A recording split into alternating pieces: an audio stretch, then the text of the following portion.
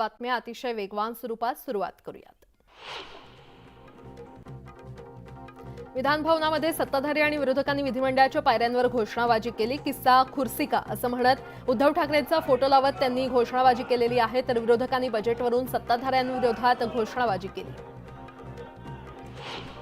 आमची आघाडी हाच आमचा चेहरा आहे अशी प्रतिक्रिया शरद पवार यांनी विधानसभा निवडणुकीतील चेहऱ्याबाबत दिली आहे। आमच्या आघाडीत सामूहिक नेतृत्व असेल असं शरद पवार यांनी म्हटलंय।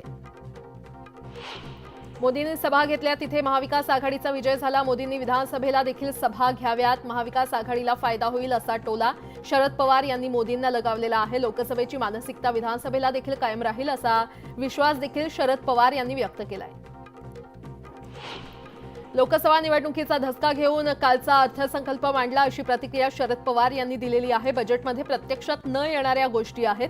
खिशात 70 रुपये मग 100 रुपये खर्च कसा करणार असा सवाल शरद पवार यांनी केला। अर्थसंकल्पातील योजनांची अंमलबजावणी कितपत होईल अशी शंका त्यांनी व्यक्त केली। बिद्री कारखान्यावरील कारवाईनंतर माजी आमदार के.पी. पाटील यांनी शरद पवारांची भेट घेतली आहे। महायुतीमध्ये के.पी. पाटील नाराज असून अजित पवारांचा पक्ष सोडण्याची शक्यता आहे। पुणे हे एकेकाळी सामाजिक केंद्र होतं, मात्र आता पंजाब नंतर पुणे ड्रग्सचं केंद्र बनलंय असा घणाघात संजय राऊतांनी केलाय। केंद्रीय मंत्री पुण्याचे असतानाही पुण्यामध्ये अशा घटना घडत असल्याचं म्हणत राऊतांनी मुरलीधर मोहोळ यांच्यावर निशाणा साधलाय। रत्नागिरीतील दापोली विधानसभा मतदारसंघामध्ये शिवसेना भाजपमध्ये वादाची ठिणगी पडलेली आहे। शिवसेना नेते रामदास कदम यांनी बांधकाम मंत्री रवींद्र चव्हाणांवर टीका केली होती, तर भाजपचे जिल्हाध्यक्ष केदार साठे यांनी जोरदार प्रत्युत्तर दिलंय। रामदास कदम भाजपचा द्वेष करतात असा आरोप त्यांनी केलाय। आदिवासी समाजाकडून नंदुरबारमध्ये जिल्हाधिकारी कार्यालयासमोर बेमुदत धरणे आंदोलन करण्यात आलं। मुख्यमंत्र्यांनी ट्रायबल ॲडवायझर कमिटीची नियमित बैठक घ्यावी या मागणीसह 20 मागण्या आंदोलकांकडून करण्यात आल्या। मातूर येथील दगडफेकीच्या निषेधार्थ बीडच्या शिरूर कासारा येथे ओबीसी समाजाच्या वतीनं बंदची हाक देण्यात आली आहे। व्यापारी आणि दुकानदार यांनी यात सहभागी व्हावं असं आवाहन देखील सकल ओबीसी समाजाच्या वतीनं करण्यात आलंय। चंद्रपुरातून एक धक्कादायक घटना समोर आली आहे। वरोरा तालुक्यातील शेगाव येथे एका आईनं स्वतःच्या पोटच्या 9 महिन्याच्या बाळाला आत्महत्या करण्याआधी विष दिले, मात्र सुदैवानं बाळावर वेळेत उपचार झाल्यानं त्याचे प्राण वाचले। बुलढाणा जिल्ह्यातील गिरडा गावामध्ये गेल्या काही दिवसांपासून बिबट्यांचा मुक्त संचार पाहायला मिळत होता। परिसरातील पाळीव प्राण्यांवर या बिबट्यांनी हल्ले करत चांगलीच दहशत माजवली होती। मात्र काल वनविभागानं लावलेल्या पिंजऱ्यामध्ये 2 बिबटे अडकले असून वनविभागाला या बिबट्यांना पकडण्यात यश आलंय। बारामतीमध्ये शर्यतीच्या बैलाच्या व्यवहारातून गोळीबार झाला होता। यात जखमी झालेल्या रणजित निंबाळकर यांचा उपचारादरम्यान मृत्यू झालाय। सोमेश्वर सहकारी साखर कारखान्याचे माजी अध्यक्ष शहाजी काकडे आणि त्यांचा मुलगा गौरव काकडे यांना पोलिसांनी अटक केली आहे, तर बारामती पोलीस गौतम काकडे यांच्या शोधात आहेत। पुण्यामध्ये कल्याणी नगर अपघात प्रकरणानंतर देखील अनेक गंभीर अपघात घडत आहेत। त्यातच एक टँकर अवघ्या 14 वर्षांचा मुलगा चालवत असल्याचा धक्कादायक प्रकार समोर आलाय। या भरधाव टँकरनं वानवडी येथे सकाळी व्यायामासाठी बाहेर पडलेल्या मुलांना आणि बाईकला धडक दिली। या अपघातात काही मुलं आणि महिला जखमी झाल्यात। नागरिकांनी या अल्पवयीन मुलाला पकडून पोलिसांच्या ताब्यात दिलंय। पूर्ण राज्यात मोसमी पाऊस सक्रिय झालाय। मुंबईतही पावसानं दमदार हजेरी लावली आहे। मुंबई शहर तसंच उपनगरात शुक्रवारी पहाटेपासून पावसाचा जोर कायम होता। दरम्यान मुंबईसह ठाणे, पालघर जिल्ह्यामध्ये पुढील 2 ते 3 दिवस मुसळधार पावसाचा अंदाज हवामान खात्यानं व्यक्त केलाय। राज्यात पुढील 3 दिवस पावसाचा जोर वाढणार आहे असा अंदाज पुणे वेधशाळेनं वर्तवलाय। मध्य महाराष्ट्र, कोकण, विदर्भासह पश्चिम महाराष्ट्रात जोरदार पावसाच्या सरी कोसळणार आहेत। राज्यातील अनेक जिल्ह्यांमध्ये तापमान घटलं असून पावसाला पूरक ठरणारं वातावरण निर्माण झालंय।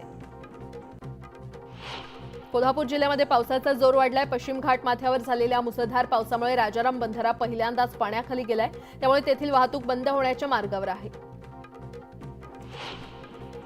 सिंधुदुर्गच्या मालवण तालुक्यातील मसुरे कावावाडी येथील 3 घरांवर वडाचं झाड कोसळलं। यामध्ये सुदैवानं कोणतीही जीवितहानी झाली नाही, मात्र लाखोंचं नुकसान झालंय। हिंगोलीमधील ब्रह्मपुरी गावातील जिल्हा परिषद प्राथमिक शाळेच्या वर्गखोल्यांची दुरवस्था झाली आहे। एक खोली पावसात गळते, तर दुसऱ्या खोलीवरील पत्रे वादळामध्ये उडून गेलेत आणि त्यामुळे नवीन वर्गखोल्या द्या अथवा तात्काळ दुरुस्ती करा अशी मागणी पालकांनी केली आहे।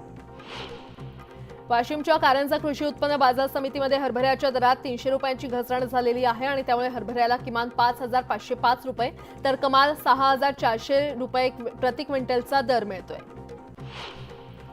राज्याच्या कृषी विभागानं खरीप हंगामात शेतकऱ्यांच्या प्रश्नांचे आणि तक्रारींचे त्वरित निराकरण करण्यासाठी टोल फ्री क्रमांक आणि व्हॉट्सअप क्रमांक उपलब्ध दिलेले आहेत आणि या क्रमांकाचा वापर करून शेतकरी आता आपल्या तक्रारी सहजपणे नोंदवू शकतात आणि त्यांचं त्वरित निराकरण होण्याची खात्री बाळगू शकतात, असं कृषी विभागानं म्हटलंय. नवी मुंबईतील एपीएमसी बाजारात कोथिंबीरीची आवक मोठ्या प्रमाणात वाढलेली आहे. त्यामुळे गेल्या काही दिवसांपासून 50 ते 60 रुपयांना विकली जाणारी कोथिंबीर आता 25 ते 30 रुपयांवर पोहोचली आहे. तरी पुढील काही दिवसात कोथिंबीरीचे दर पुन्हा वाढणार असल्याचा अंदाज व्यापाऱ्यांनी व्यक्त केला आहे. संत तुकाराम महाराजांचा पालखी सोहळा आज पिंपरी चिंचवडकडे मार्गस्थ होणार आहे. त्यासाठी जुन्या पुणे मुंबई महामार्गावरील वाहतूक बंद करण्यात येणार आहे. तर देहू फाटा येथे पोलिसांचा मोठा बंदोबस्त ठेवण्यात आला आहे.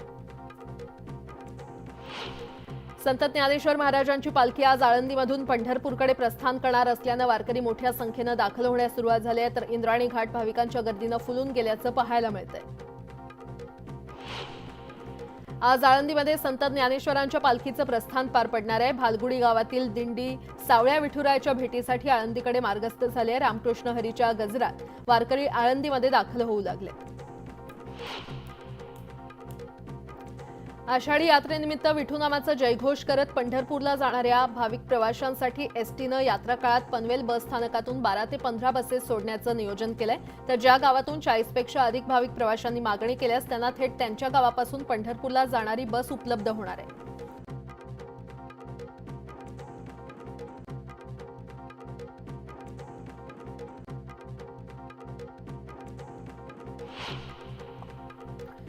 पुण्यात झिका व्हायरसचे रुग्ण आढळल्यानंतर पालिकेचं आरोग्य विभाग अलर्ट मोडवर आलेला आहे. रुग्णांच्या संपर्कात असलेल्या 20 जणांची रक्त तपासणी करण्यात येणार आहे. तर रुग्ण आढळलेल्या भागात महापालिकेकडून 3000 घरांचं सर्वेक्षण करण्यात आलंय. अमरावती पालिकेचे आयुक्त देविदास पवार यांची अमरावती विभागीय आयुक्त कार्यालयामध्ये सहाय्यक आयुक्त म्हणून बदली करण्यात आली आहे. मात्र त्याचवेळी अमरावती पालिकेच्या नव्या आयुक्तांबाबत अद्यापही आदेश काढण्यात आलेला नाही. सोलापूर पोलीस आयुक्तालयाकडून प्रशासकीय कारणास्तव अधिकारी आणि पोलीस कर्मचाऱ्यांच्या बदल्या करण्यात आलेल्या आहेत. 3 सहाय्यक पोलीस फौजदार, 15 हवालदार, 7 पोलीस नाईक आणि 35 पोलीस शिपायांची बदली झाली असून 20 जणांना एकाच ठिकाणी 1 वर्षाची मुदतवाढ देण्यात आलेली आहे. संपूर्ण भारतात मोठ्या प्रमाणात नीट परीक्षेत गैरव्यवहार झालेले आहेत. त्याच प्रकरणात 4 वर्षांपूर्वी गैरव्यवहारासंबंधित फोन आल्याचा दावा कॅरियर झोनच्या संचालकांनी केलेला आहे आणि या अकॅडमीमधून मोठ्या प्रमाणात नीटचे विद्यार्थी उत्तीर्ण होतात. धाराशिवमध्ये विना परमिट रिक्षा वाहतूक बंद करण्याच्या मागणीसाठी रिक्षा संघटना आक्रमक झाली आहे. त्यांनी जिल्हाधिकाऱ्यांना घेराव करत आंदोलन केलं. बस स्टँड समोर रिक्षा पॉइंटला जागा देण्याची मागणी मान्य न झाल्यास तीव्र आंदोलनाचा इशारा देण्यात आलेला आहे. नवी मुंबईतील मोर्हे धरण प्रकल्पग्रस्तांचा 30 वर्षांचा लढा अजूनही सुरू आहे. मात्र शासन कोणतीच दखल घेत नाहीये. त्यामुळे जर आता न्याय मिळाला नाही तर सहकुटुंब धरणात जलसमाधी घेणार असा इशारा प्रकल्पग्रस्तांनी दिलाय. रत्नागिरी जिल्ह्यातील दापोली तालुक्यातील गव्हे येथे 2 वर्षांच्या लेकरासह आईनं आत्महत्या केल्याची घटना घडली आहे. मात्र शवविच्छेदनानंतर मृतदेह ताब्यात घेण्यास नातेवाईकांनी नकार दिलाय. आधी मृत्यूस कारणीभूत असलेल्या व्यक्तीला अटक करा असं म्हणत नातेवाईकांनी आक्रोश केलाय. रत्नागिरी जिल्ह्यातील चिपळूणमध्ये वेश्या व्यवसाय करणाऱ्यांवर पोलिसांनी कारवाई केली. यामध्ये 2 महिला आणि 2 पुरुषांना ताब्यात घेतलंय. महिला एजंट गेल्या 4 महिन्यांपासून बिल्डिंगमधील एका रूममध्ये वेश्या व्यवसायाचं रॅकेट चालवत असल्याची माहिती समोर आली आहे. बीडच्या मातोरी गावातील दगडफेक प्रकरणात 29 जणांविरोधात पोलीस ठाण्यात गुन्हा दाखल करण्यात आलाय. यामध्ये 17 जणांची नावं निष्पन्न झाली आहेत. सध्या मातोरी गावात शांतता आहे. एसआरपीच्या तुकडीसह 60 पोलीस गावात तळ ठोकून आहेत. सोलापुरात अन्न औषध प्रशासनानं मोठी कारवाई केली आहे. 76,43,000 किमतीची निकृष्ट सुपारी जप्त केली आहे. मार्केट यार्ड परिसरात पोलिसांकडून सुरू असलेल्या वाहनांच्या तपासादरम्यान ही कारवाई करण्यात आली आहे.